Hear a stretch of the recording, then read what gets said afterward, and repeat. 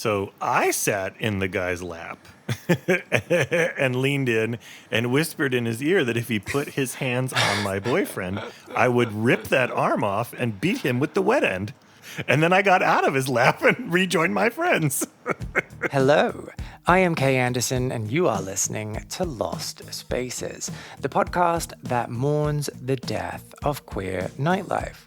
Every episode, I talk to a different person about a venue from their past, the memories that they created whilst they were there, and the people that they used to know. And this week, we are talking all about L-O-V-E, love. And yeah, I know, this isn't the content that you're used to from me, so I totally understand if you are feeling confused and queasy right now, but I promise you that there is a good old dollop of my home brand cynicism peppered throughout the conversation. So I've got your back. That is not going anywhere. My guests this week are Tony and Marko, a real-life married couple, and I'm not really sure why I'm talking about them like they're another species, but there you go, that says more about me than it does about them, and the co-hosts of the Relationsh podcast. And their story begins at a gay bar.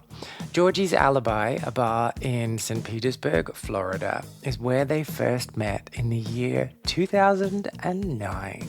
And here we are all these years later, and they are still together. We talk all about online dating disasters, possessiveness within the relationship, and the death of many a lesbian bar, the nesting phase. Let's get into it.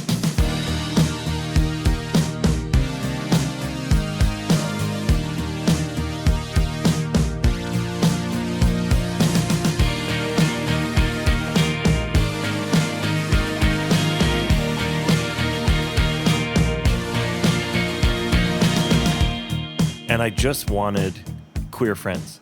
Didn't want anybody who was going to try to sleep with me. Like, I just wanted to have friends who were also queer, because I hadn't had that in a long time. And so that's how Marko and I met, was online. And we were literally just supposed to be friends. Like, that was the whole thing. It was just, we were just going to chill, going to hang out. We talked on the phone, and we bonded over a love of clean vacuum lines in the carpet and chicken wings. It was not, it was not a complicated friendship. Sounds pretty romantic to me. Yeah, right. Romantic, right? Yeah, it was hysterical because, much to Tony's point, like, I was one of those idiots that went on Adam for Adam and was like, I'm not here for sex, I'm here for friends type situation. And everyone was like, sweetie, you're in the wrong place. Like, so I found Tony's profile. I thought he seemed really cool. And we just started chatting, and that was June of 2009. And we chatted for like a month and a half. And finally, in August of 2009 is when we decided to like meet in person. Okay, so before we get into the two of you meeting, are there any horror stories from other people that you were talking to on Adam for Adam that you want to share? Oh my gosh, I think we could be all a have whole those. separate podcast episode. Well, come on, give me something. Give me one. I went on this date with this guy. I was somewhat new to the area, so he was like, I'll come and pick you up and I'll take you out. And we go to have dinner, and he was very, very awkward. And, we have our dinner, and then he's like, do you want to split the bill? And I was like, okay, so like, that's kind not that I expected that he would pay for my dinner, but Is Marko the diva like, coming out now? I was like, well, you invited me out, and now it's like, how do you want to do this? Do you want to split I was like, okay, fine, whatever.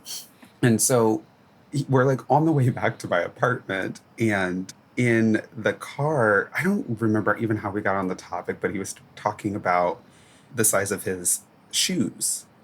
And I was like, okay. And he was like, so that means that I have a pretty big dick, right? And I was like, okay, good for you type situation. Like, fine.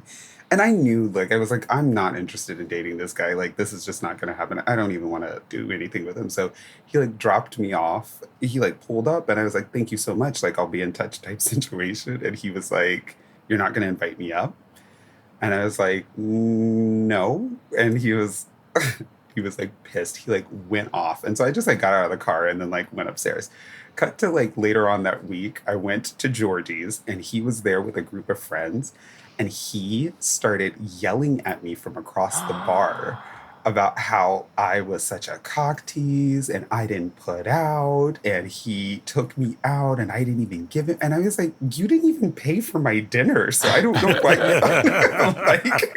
what you thought that I should have put out. Like, he was so bad. He actually had to, because I was really good friends at the time with like the bartenders and stuff like that. He had to be escorted out.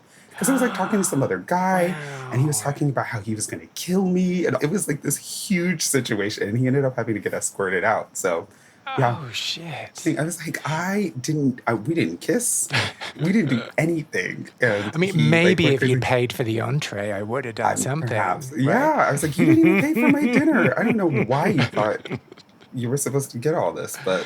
So I know this isn't what I'm supposed to take away from this story, but I have follow-up questions about splitting the bills. Okay. So what are the rules for you? For me, I feel like if you're invited somewhere, that it is that person's obligation to... Always or just for dates? I think for dates, like he very much so was like, you're new to the area, let me take you out. So I just kind of assumed that this was like on his tab type situation. And mind you, we went to like that BJ's brew house type situation. So it wasn't even like a super like fancy restaurant. It was just like a like elevated bar food restaurant.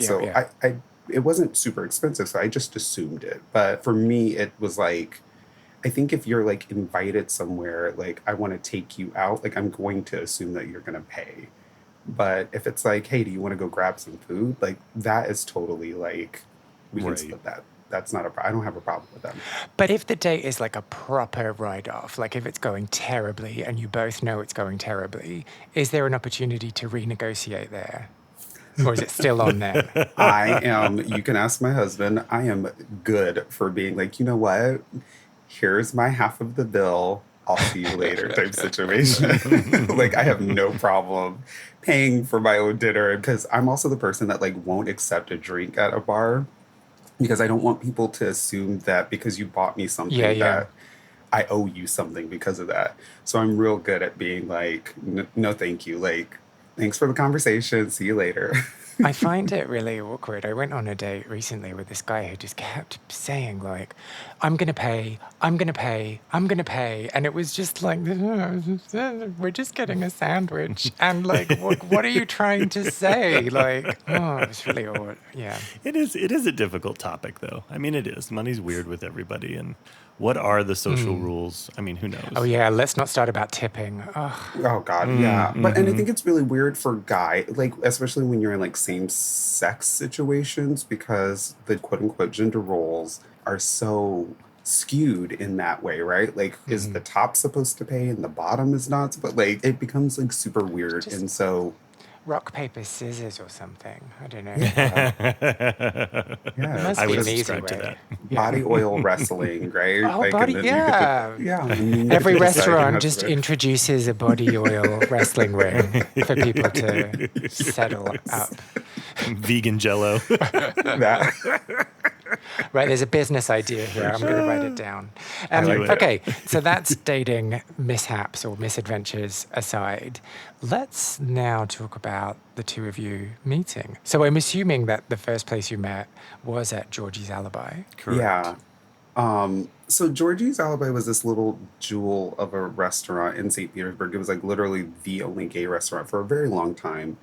And it was kind of like a Cheers type situation where like you walk in and it's like a sports bar, but then another side of it has like the dance floor and the other bar, so you could play pool, you could play, you could watch football games, and then on the other side you could like dance and have like a really, really great time. So it was fun. And then there was outdoor space. There was a huge patio. And on Thursday nights, they had $3 Long Island iced tea nights. And so you could go there and get a mason jar of Long Island that would literally kick you on your ass after like after two.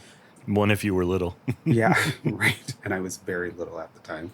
And Tony and I had spoken for a really long time, and we were finally like, let's meet in person. Like, do you want to go to Georgie's Long Island iced tea night? And Tony was like, yeah. So we met on the patio outside of Georgie's. And again, it was a Thursday night, so like every gay person in the Tampa Bay area was there at the time. And so it was a really busy night. Okay, so this is the first time on this show that I've had a couple. I think it is. I hope I'm not getting it wrong. Anyway, so I'm going to like just lean into the full cheesiness of like being in a couple and stuff and ask questions correspondingly. So first of all, I'm going to ask you each individually to list 5 words that were your first impressions of each other. Well, I will start with disheveled. And then I will say jolly. Like Tony was very like, he's like a very happy person, and he walks very like doily. If you've ever watched Will and Grace, you'll get that joke. But so there was like a jolliness to him. And then sincere and God, what's the word I'm looking for? He was very tuned in and just fun. Like Tony was the one that was like, do you want another drink? Like he was very much so like ready to like keep the party going type situation. And I thought that was fun. And so before we move on to Tony, can you just clarify what you mean by tuned in? There was so much that was going on that night. I don't know what night or like why it was that specific night, but it was real. We were on the patio and there was so much going on. Like there was drag queens out on the patio. There was people coming and going. There was loud music. The parking lot is right there. So people were pulling in and pulling out of their parking spots. And there was a lot going on. And Tony was super tuned in to what I was saying. Like you would have thought that it was just the two of us at the bar the entire time. And that's what really flipped the switch for me is I was kind of distracted by everything that was going on, but he wasn't. And I was like, holy shit, he is paying so much attention to me. Like he is hanging on to my every word. Fuck, I think I like this guy. Like, and it literally like happened just like that. So yeah, him being tuned in was like really awesome for me. Yeah. Okay, I have follow-up questions about that, but let's not lose the thread of the conversation. And Tony, Same question to you. So this is interesting because I don't know that I've ever been asked that before, but let's see. Put together, opposite of disheveled, gorgeous. I was very surprised, and I've told Marko this. His pictures online do not do him justice. And so I saw him, I was like, holy hell, that is a good-looking man. Was not expecting that. And high maintenance. Distracted for sure. And interesting. He was very interesting. I very much so wanted to like learn more and hear more, and I had lots of questions, and I wanted to share things with him too, but I really wanted to get to know him because I thought he was fascinating. I thought he had so much depth.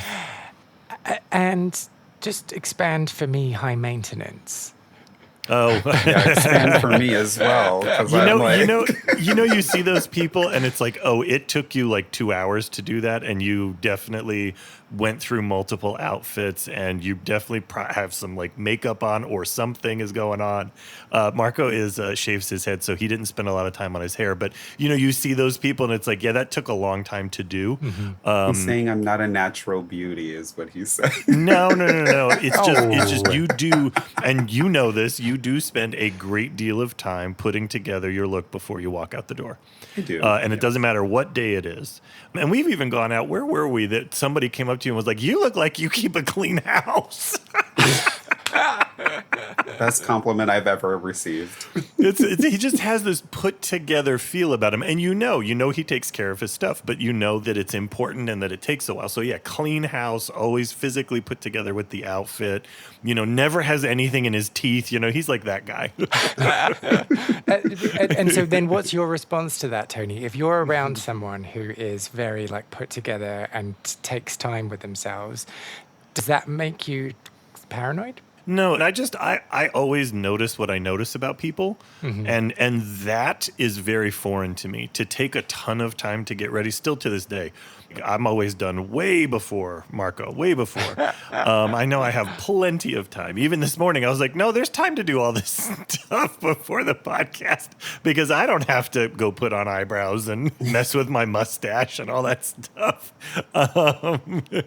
So no, it doesn't make me paranoid, but it just, I notice it because as a very low maintenance person, you notice someone who's high maintenance and it's like, it's just different. There's no value judgment in it. It's just different. Yeah, it's just different. It's not my experience, but that actually makes it interesting. So let's go back to Marko then. Okay. Marko, you were saying that very quickly in that evening, you were like, oh, this might be more than just a friend. Yeah. How did you know? It literally just slapped me across the face, to be honest with you. Like, again, there was, we had gone and gotten our first drink, and I think you paid for the first round, if I remember correctly, Tony, because you were late. I paid the whole night. A whole $12. I didn't say it was much. I just said I paid the whole night. No, but I remember you bought the first round because I was like 3 minutes late. I think you were late. Yeah, and Tony is like a stickler for being on time, and I was later like 3 found minutes this late. Out. And he was like a few minutes late, which didn't even bother me. And he was like, "I'm sorry, I'm late. I will buy the first round." And I was like, "Cool." And so we bought the first round, and I was comfortable inside because outside is where the patio was, and you could like smoke out there. And I would go out there from time to time, but I didn't like hang out there. And he really wanted to go outside, and I was like, fine, whatever, like let's go. Yeah. And like I said, there was so much going on the patio that evening. There's a whole separate bar over there. Like I said, the drag queens were like coming and going. People were yelling. There was just a lot happening. And we were just talking about things, just getting to know one another. And I don't even remember what we were talking about. But I remember that this guy that was adamant about dating me at the time was walking into the bar at the time. And I remember he and I made eye contact. And I was like in the middle of saying something. And he saw me talking to Tony and he was like pissed. And I like got kind of distracted by it.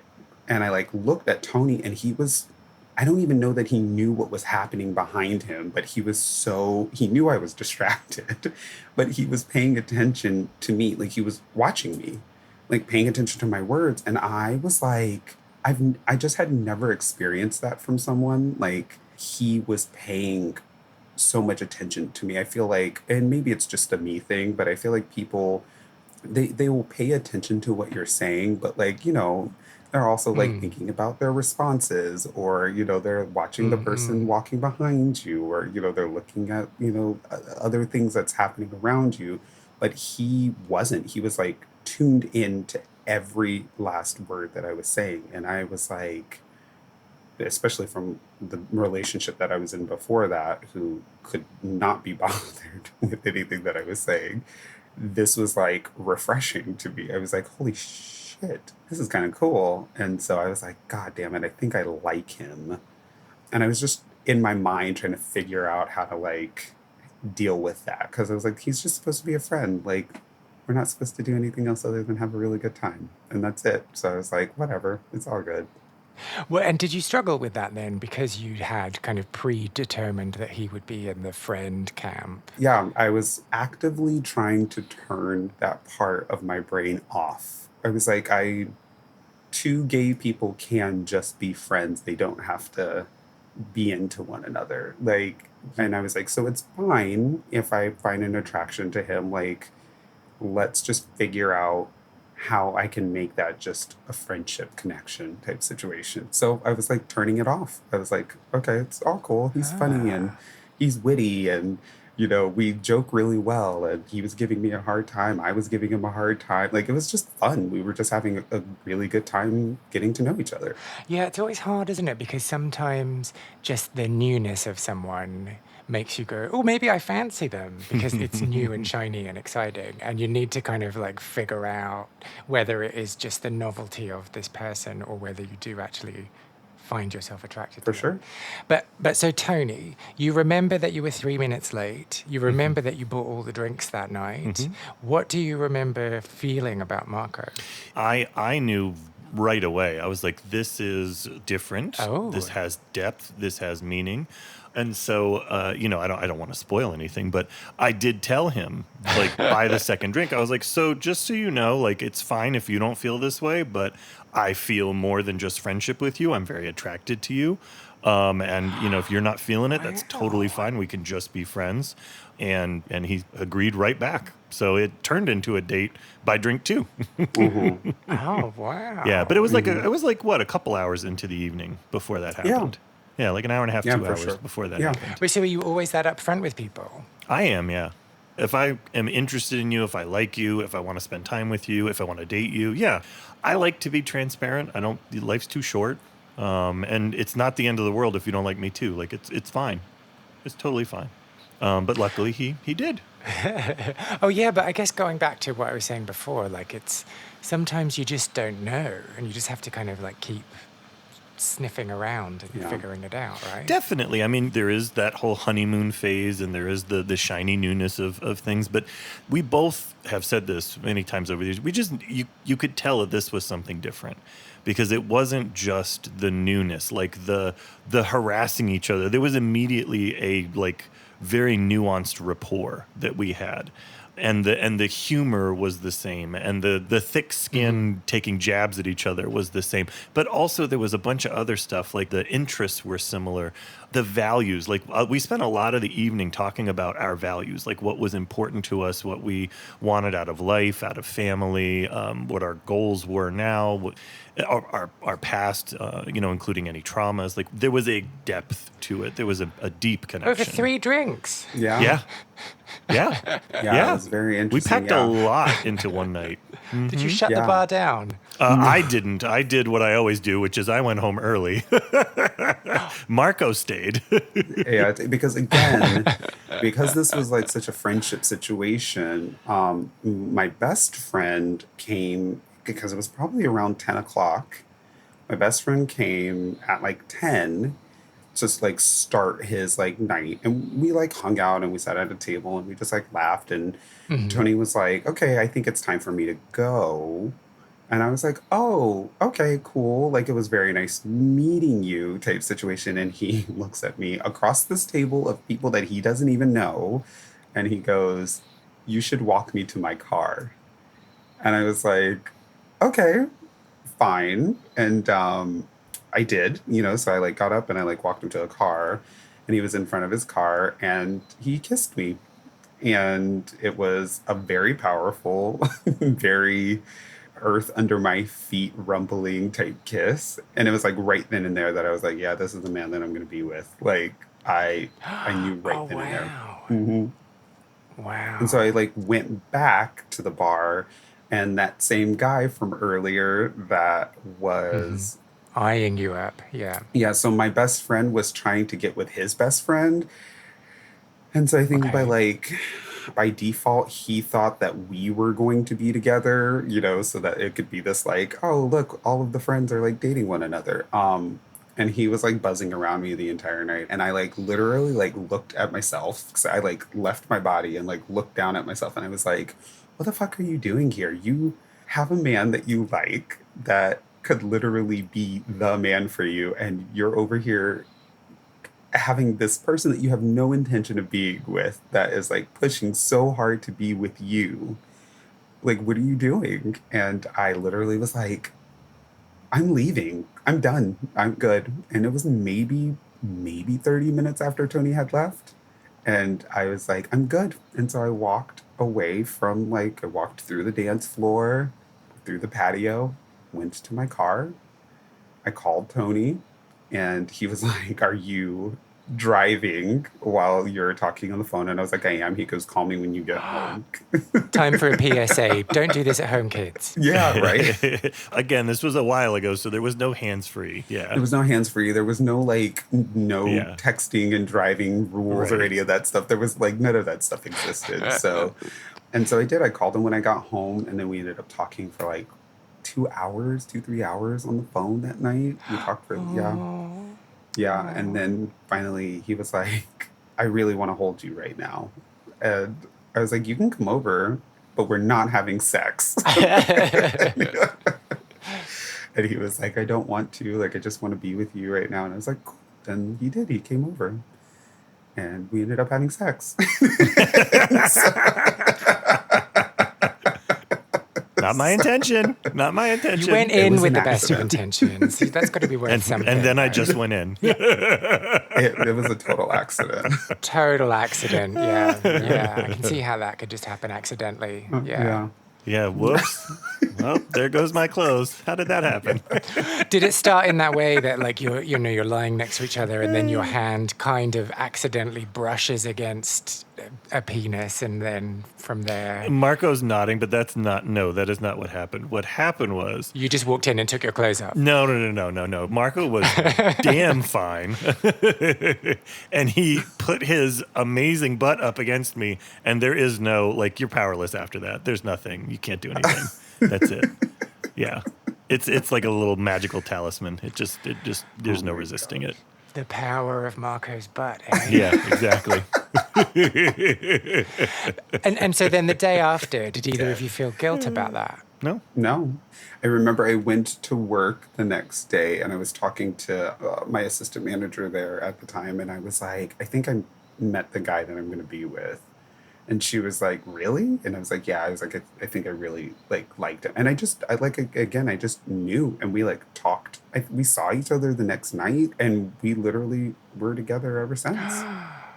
Okay, so I just have to, I know this is one of those things that people always say, oh, it's indescribable, but when you know, you know.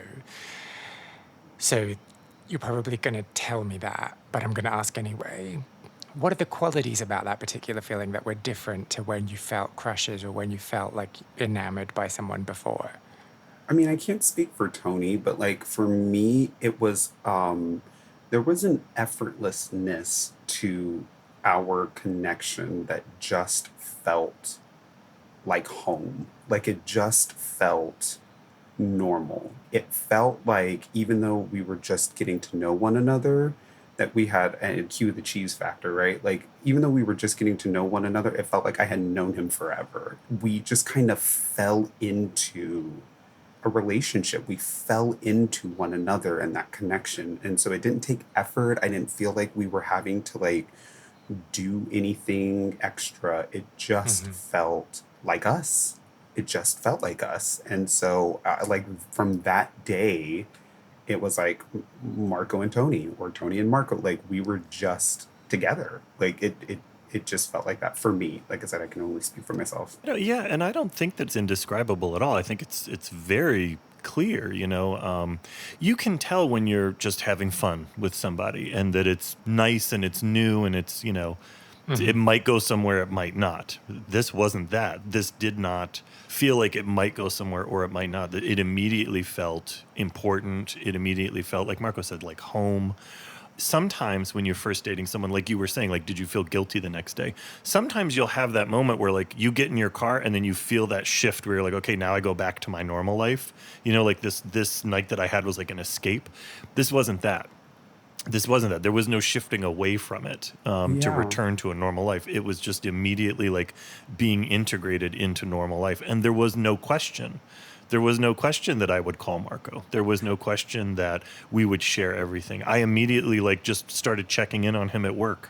Hey, just how's it going? Not in a controlling way, not in a creepy way, but it was just, like Marko said, it was effortless. It was I'm thinking about you. We can't, just text each other because I think, didn't it still cost money to do that? And so people were still in the habit of picking up the phone and calling each other. Yeah.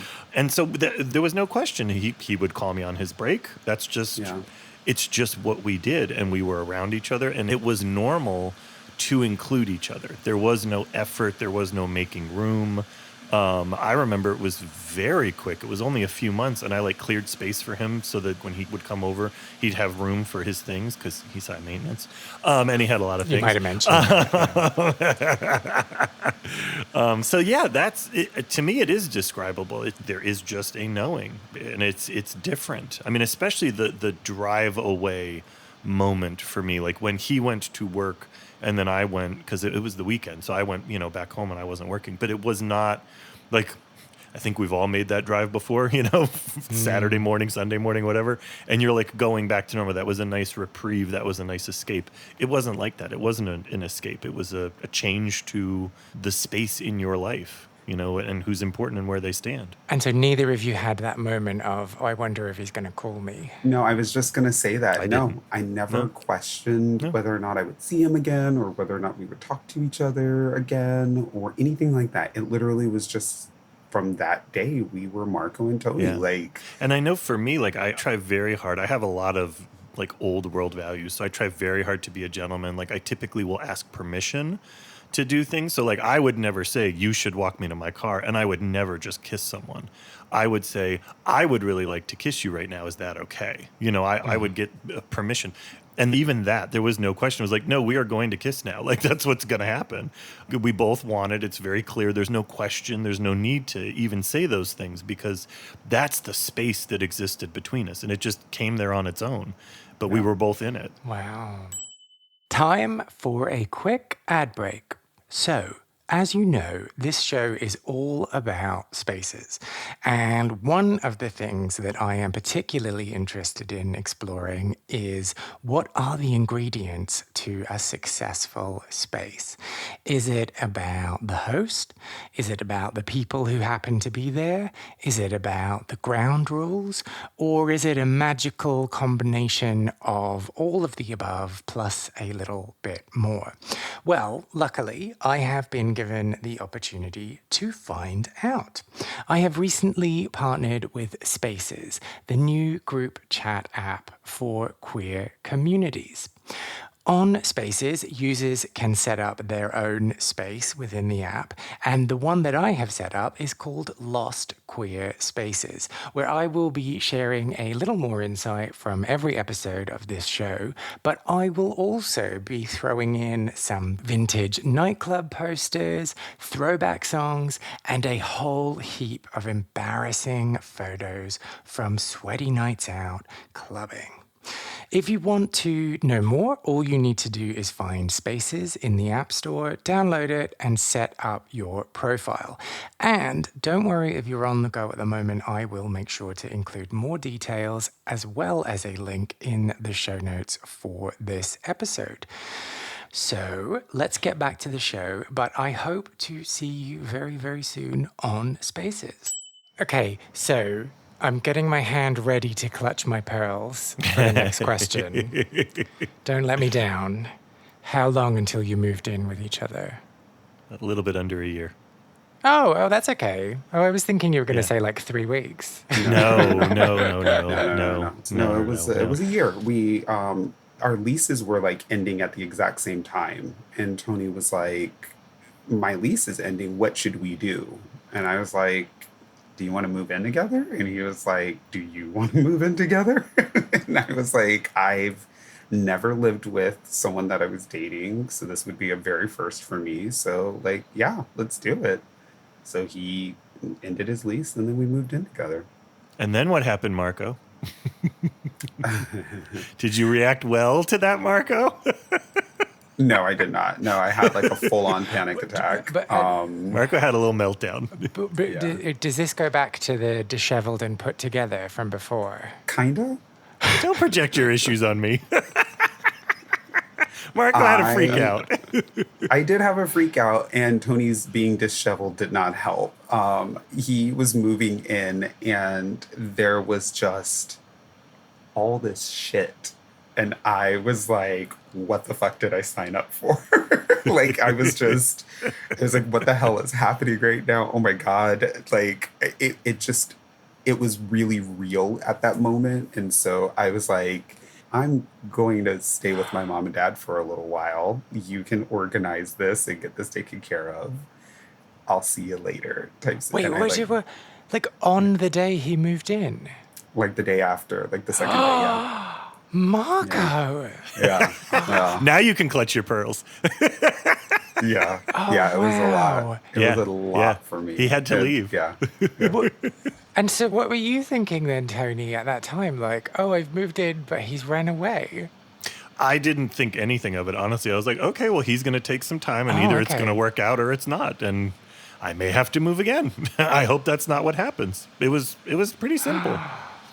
Oh, I'd be catastrophizing that. And then I came back and I was like ready to go. Like I was ready. Like I just needed some outside perspective on the situation. And But whatever that is still, it's still a thing for Marko. Because like even when we moved in here, he was like, I need for there to not be stuff like this. I want to get a storage unit. Like so whatever that is, it's still there. And we've just learned to negotiate it and live with it, you know, because when we moved here, we got a lot more room and it was like, well, but I don't want stuff everywhere. Even though we got a lot more room, we went from a 1-bedroom to a 3-bedroom, even though there's all that with extra storage, all that stuff, even though that happened, he's like, no, I need a storage unit. Some of this stuff's got to get out of here. Ooh. It's like, all right, dude. And so is that a space thing or is that a like other people's shit thing? I think it's multi-layered. I think one of it like my husband tends to be a little bit of a hoarder, in that like he has a lot of things that he loves to like hang on to and Well, you might need it one day. I like it's fine. I'm not trying to make you get rid of anything, but like I can't lay on top of your comic books that we never, go back to. Like I just can't do that. Like it just doesn't feel good to me. And so I think it's a little bit of that. I also think that I need a clean slate to be able to like organize myself. Like I don't do well with like outside chaos and things of that nature, and those types of things like really grate at my like anxiety. And so if I know that closet is busting with shit, I can't sit comfortably in that. So I need calm and serene. This is our home, right? So I want for it to feel like our oasis. I don't want it to feel like the chaos. And we live in New York. And anytime you like walk out the door, you're bombarded with chaos. So like, I don't want inside to feel like that as well, you know? Yeah. I'm one of those people who's fine with my chaos, but if it's someone else's chaos, I'm like, I can't deal with this. Yeah. Yeah. But I'm like super chaotic and I'm just like totally like, yeah, cool. I'll just sleep in this pile of garbage. That's no problem.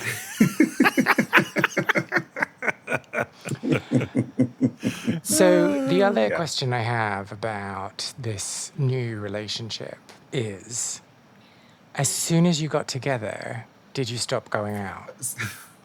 I had a feeling that's where this was going. No, so it's funny. Georgie's alibi was the topic of most of our arguments at the beginning of our relationship. Do you go on? Yeah, because we immediately got into a relationship and Tony like quickly moved into like nesting phase of life. Like we're together, we are going to like go antiquing and watch movies together. Like we are a couple and that is what's going on. And I was 25 years old at the time, so I was still finding myself and like enjoying life and having a good time. And so I spent a lot of time at Georgie's Alibi. Like I was constantly going back there. It was down the street. And so I loved to go, and I would go back for, Thursday night Long Island nights, and I would go for like Friday or Saturday drag shows, and we would do brunch there on Sundays. And,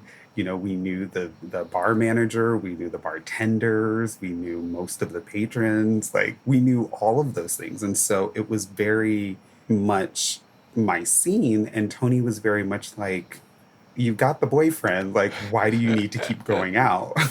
And I was like, because I'm still young and like want to have a good time. And so it was a big challenge for us at the beginning of our relationship. And sometimes he would come out and, we would have a really good time, but he just didn't understand why I needed to be out and at the bar. It just didn't make sense to him. I never wanted 500 acquaintances. I always wanted like 3 to 5 good friends. Like that was always my thing. So to be around a bunch of strangers and like the intoxication of getting to know someone, like that wasn't a thing for me. Company would come in from out of town, we would go to Georgie's. You know, we need to blow off some steam, we would go to Georgie's. We felt like going out, we would go to Georgie's. So it's not like we never went there, but Marko was going like 3 times a week. Like he was going very regularly. And I remember I said to him at one point, I was like, so going out to a gay bar at night where a lot of people go for a particular kind of attention, does that sound like the behavior of someone who is in a committed relationship? And he was like, well, no. I'm like, okay, so maybe we need to just reduce a little bit.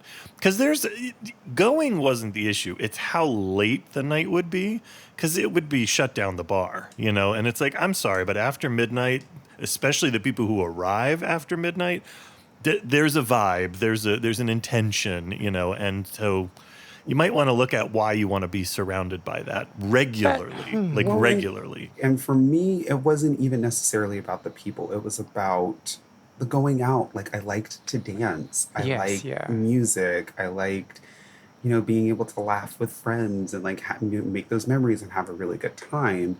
And even still, you know, 13 years later, I go out and I don't even give 2 shits about everybody else that's there. I go out just so that I could like be out and I could feel my body and I can listen to music and I can have a good time. I don't go out for other people's attention or for people on the prowl. I go out for me.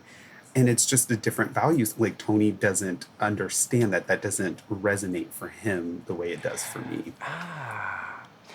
And so I'm going to ask a question directed to Marko and Tony. I'm sorry, it's going to sound like we're talking. Well, we are going to talk about you. Oh, I'm just going to ask it. Okay. Do it. So, Marko, how exhausting is it when you go out with your boyfriend who doesn't like being in the club and you feel like they're just there miserable for the whole evening? It was Sorry. It was very, no, it's a great question. I love that question, actually. It was hard. It was very, very hard. Tony felt like a ball and chain at that point in time. Like it was very, very difficult. I felt like I couldn't be me because I was too busy trying to take care of him in my environment. So I would like go out and, you know, I wouldn't get to dance to all the songs that I wanted to because Tony didn't dance. And, you know, I didn't get to go like have fun and like be the barfly and like, you know, have a good time and say hi to this person and do this because Tony would be like, who's that? Who are you talking to? How do you know them? You know? And, you know, and then I had to keep checking up on him and making sure that he was okay and that he wasn't miserable. And, but, you know, so I didn't get to go out and like have the fun that I wanted to have. I had to go out as a completely different me. And so sometimes I wouldn't even want to go to Georgie's Alibi, for example, because I'd be like, if you're going to ruin my experience there, like ruin. It felt like it was ruining. It felt like it was ruining. So like if we're not going to be able to have the experience that I want to have while I'm there, then we should go somewhere else that feels more like us. You know, and so we started going to other places that were, you know, our connection and the things that we wanted to do as a couple and not the things that I wanted to do as somebody that just liked being at the bar. Okay, now let's flip the question, and I'm going to generalize a little when I make this statement, so do correct me if I'm wrong. But Tony, how exhausting is it when you're the introvert and your partner is extroverted and you have to go along with them to places? It's just as exhausting. It definitely took us it's true. It definitely took us a long time to figure this out. But I think that we have now. So I'll go out, not every time, but I'll go out. And at some point I'm going home earlier and everybody else is going to stay out. And it's totally fine. Even like today, Marko was supposed to go out tonight with some friends. I don't know if it's going to happen or not, but like it got to the point where I was like, do you need money? Like, you know, you go out, I support it, have fun, enjoy. I know you need it. So it took a while for me to understand that because it was just so foreign to me. Like, you enjoy not being able to hear each other? Like, why would you do that when you could like have dinner and like be at home and not have other people you don't want to be around and only have the people you do want to be around? Like, it was very strange to me. So like I said, there's lots of times where now he'll go out, and like I said, I'll come with him sometimes, but I'll go home early. Sometimes I won't even go out at all. And then sometimes he'll do the staying at home with me, and we'll make dinner or order dinner, and we'll have friends over. And we were notorious for our game nights, and that's more my speed. So we've learned how to negotiate it with each other. Mm-hmm. But it took time. It took a lot of time. It took a lot of time. So in those early days then, after this first time that you'd met and you were like, right, I'm locked in, did you spend any more time at Georgie's Alibi? Yes. I went out a lot more often in the beginning. I definitely did. Yep. Do you have any stories from those times? Yep. I still remember Marko. Do you remember that person that came up to me and we were talking for like 20 minutes and I thought they were super interesting, and then you said, "Hi, I'm the boyfriend," and I turned around and they were gone. Yeah. Yeah. So I never know that people are flirting with me, like, ever. And so apparently that's what this person and I were doing. We were flirting for like 20 minutes. And then when they realized I had a boyfriend, they literally just up and left. And that happened again just a couple of years ago. We were at our favorite bar here when we first moved here, and somebody sat down next to me and we were chatting for, like 20, 30 minutes. And then, I think what happened was it was karaoke, and I said, "Oh no, I got to listen. That's my, I think you were still just my boyfriend at the time." I said, "I got to listen. That's my boyfriend." And then after Marko's song was done, I turned to say, like, "What'd you think? Continue to engage this person?" They were gone. And Marko came back. I was like, "Marko, it happened again." Yeah. Yeah. And it's funny because, like, I'm not a jealous person. Like, I know my husband. I know who I have. I know what I have. So I always go in with the intention of making sure that people know and understand the dynamics, not because my husband won't do it, but just so that people understand, because, some guys can be a little sleazy and sometimes they don't care. We've had very many circumstances in which we're like, yeah, we're together, and people are like, so like who cares? so yeah, so I just like to establish what's going on, but like I'll like introduce myself and then like walk away and go get another drink. Like, I don't care. But how do you say it? Do you say it in a sassy manner? No, I don't think I do. Sometimes he does. I don't think I do. I don't think I do, but I'm always kind of like, "Oh, I'm going to the bar to grab another drink, blah, blah, blah. Do you need anything?" And Tony's like, "Oh yeah, you can grab me another one." And I'm like, "I'm sorry, I haven't met you yet. I'm Tony's boyfriend or husband or whatever. Like, nice to meet you." And I could always tell when that is news to someone, or like when they're like, "Oh fuck," type situation. So it's like very fascinating. Because do either of you wear wedding rings? We both do. Yeah. Mm-hmm. Yeah. Do people notice that? Because I am super shit at noticing wedding rings. I think with the way gay culture is right now, that doesn't really mean anything. People will recognize it, but they don't care. Because I think open relationships are so prevalent within gay culture right now that might be a signifier, but it doesn't determine anything. Like I could still flirt with you, and we could still go home together. And so I think that I kind of go into it establishing the fact that I don't care. Like, y'all have fun. And you know what? I don't even care if you even flirt a little bit. Like, whatever. Like, it's not a big deal to me. Just know that it, like, ends here at the bar. Types of, like, don't expect anything else. And I think that I have definitely cock-blocked quite a few scenarios for Tony. It's a nice feeling of power, isn't it? I mean, yeah, sure. Like, I know who my husband is, and again, I'm not a jealous person, and Tony's way more jealous than I am. Like, somebody can compliment my outfits, and Tony's like, "Why the fuck are you talking to my husband?" And so Tony's more jealous than I am, but I just like establishing the fact that, like, "Hi, I'm here. Carry on." Well, okay, so I have to ask follow-up questions then about Tony threatening violence, maybe? Oh, constantly. It's happened more times than I can count. There have been times, yes, there have.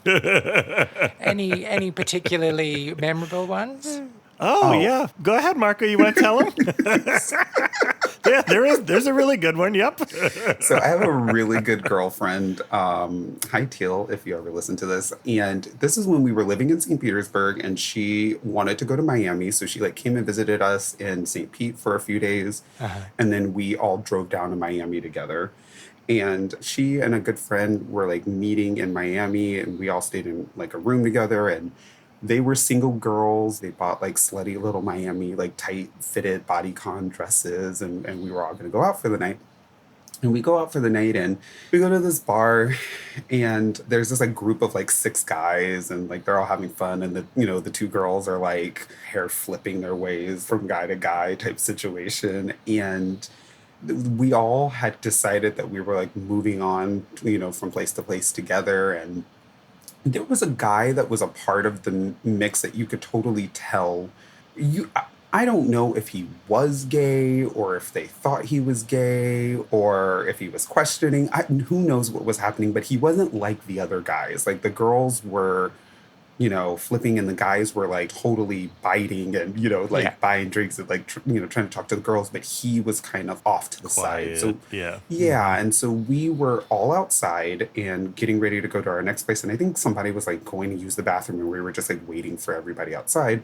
And one of the guys came up to me and was like, hey, you should go sit on my, because for the record, a lot of people never usually think that Tony and I are together. Oh. I don't know if it's the interracial couple situation. I don't know if it's, I definitely read more as queer than Tony does, because he definitely tends to read a little bit more hetero for people. So I don't know what it is, but people don't automatically assume that we're together.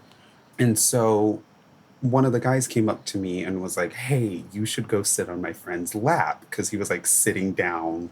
And I was like, why would I do that? And they were like, oh, he really wants you to type situation. And I was like, no, I'm good. Thank you. Like, whatever. Let's move on. And so everyone came out, and we were heading to the next bar. And we noticed that all the guys stopped hanging out with us. They were gone. Like they were there, but they were like on the other side of the bar from us. They weren't hanging out with us anymore the way that they were at the previous bar.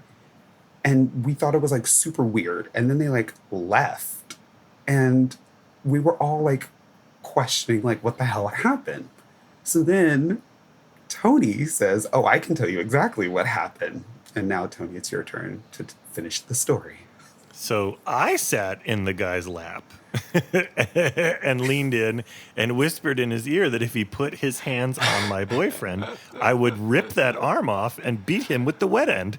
And then I got out of his lap and rejoined my friends. And I had no idea any of that had happened. No clue. No clue that any of that had happened. I didn't even see that happen. And I was mortified for a couple reasons. A, because it's not like that guy was actively hitting on me and that was the result of that. Like, it was his friends that were like picking on him and trying to make these things happen. I was like, so you threatened violence on this poor guy that probably didn't even want his friends to say what they were saying. To me, like he didn't ask I did for what that. needed to be done.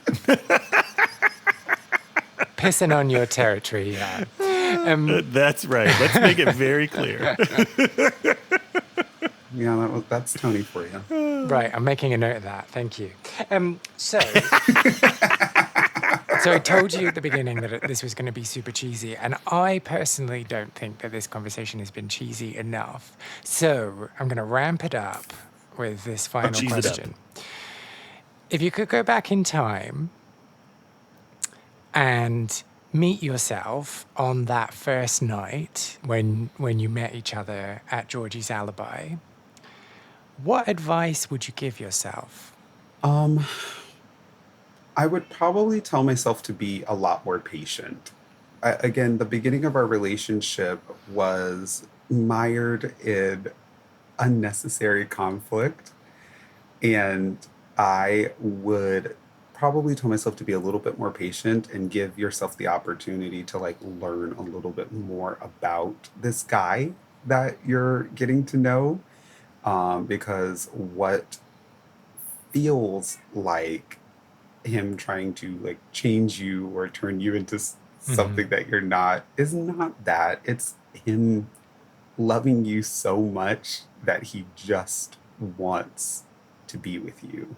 So instead of taking offense to it and shaking your head and telling him, you're not going to change me, I'm going to do what I want to do, like, give him a little bit of grace and understand that this is just somebody that really, really enjoys you and wants to spend time with you, and allow him to do that. And and have fun and stop drinking Long Island iced teas. They are awful.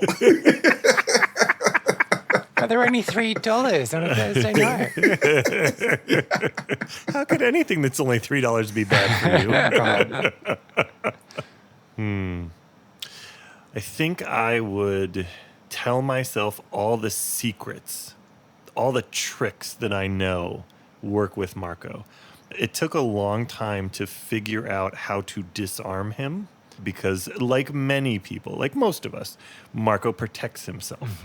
And I think I would go shortcut all of that and be like, okay, so when this happens, do this. When this happens, do not do this. I think I would give myself that playbook because I think it would have, like, the space that we have been in for the past several years is a much better space. And not that we were in a bad space before, but we were very young. We had a lot to learn. You know, life was tumultuous, just generally speaking, changing jobs, moving, all that sort of stuff. And you know, our values were very much aligned, but some of them play out very differently. You know, so of course that took 13 years to get to this space. And so I think I would not shortcut any of that, but just go give myself that so that there would be even more like grace and patience, to Marko's point, in the relationship. Because if there's anything I could take back, it's the mean things that I've said over the years, or the times that I wasn't patient, or the times where I genuinely didn't understand and did not have the skills to maneuver through what we were going through together. So I would love to do that, to take those things, prevent them from ever having happened. I mean, people get impatient with each other. People get nasty with each other. It's a part of life. But if I could go back and get rid of those times when I did that, I would. Well, I'm pleased to hear that neither of you said run. Don't do it. Don't do it. I have told Tony many times before I would marry him again tomorrow if the opportunity came up. Okay, now we are at Super 1000%. Cheese. Ugh, yeah. Super cheesy. Super cheesy. Yeah. But yeah, for sure. No, I choose my choice. I stand by my choice, and I love my choice. So, yeah, for sure. Do you have any memories of Georgie's Alibi or clubbing from your own queer scene that you want to share? Well, if you do, I would love to hear from you. I want to create the biggest online record of people's memories and stories of queer clubbing. So to help, all you need to do is go to lostspacespodcast.com and find the section Share a Lost Space. And then tell me all about your adventures or misadventures or calamities. I'm really into calamities. You can also find me on Facebook, Instagram, and Twitter, where my handle is Lost Spaces Pod. Find out more about Marko and Tony by listening to Relationsh wherever you find podcasts, or give them a follow on Instagram, Twitter, and Facebook, where their handle is Pod Relationsh, and they also have another profile on Instagram under their married name, The Critellis. Isn't love sweet or kind of nauseating? I'm not really sure which. If you enjoyed this episode, I would really appreciate if you subscribed, left a review on your podcast platform, or just told other people who you think might be interested in giving it a little listen too.